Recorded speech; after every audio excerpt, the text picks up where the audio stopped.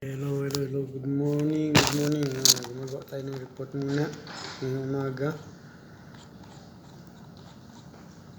Dahil nasermonan tayo dahil walang report kahapon. Kasalanan ko rin. Hindi natapos ang report. Tinamad. Kaya yung pagkatatamad na yan, walang idudulot na maganda. Sermonan tuloy ako. Gumagawa tayo. Ito yung kahapon na report natin.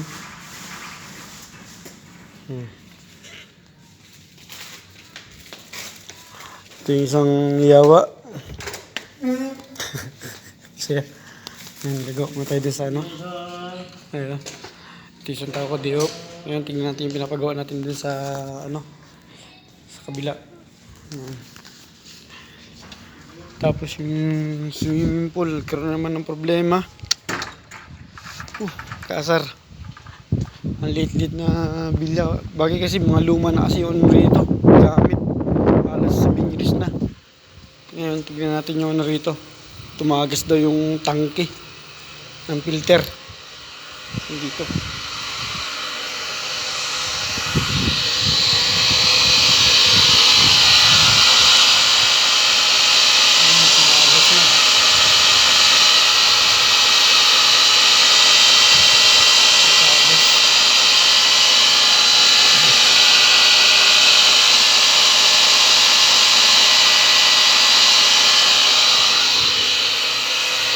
Napakaingay ng motor. Ito yung kinabitan namin ng ilaw kagabi.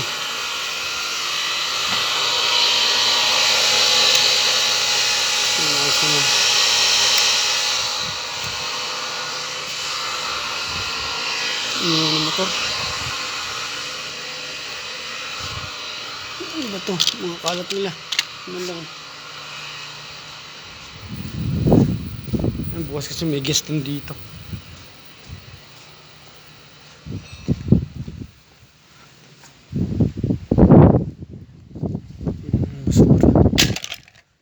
Pinapagawa natin ito, pinalinis natin ito. Okay ito dito, ang ganda dito.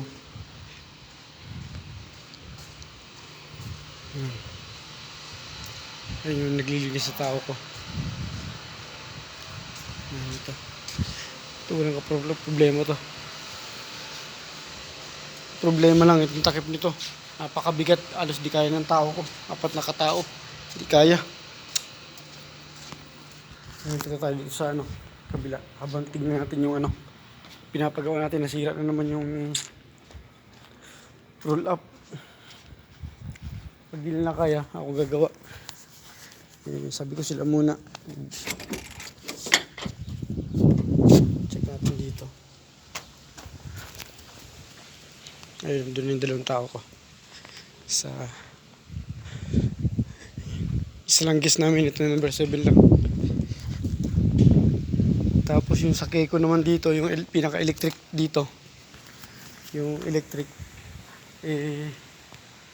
tumaas ang electric namin, ewan kung bakit.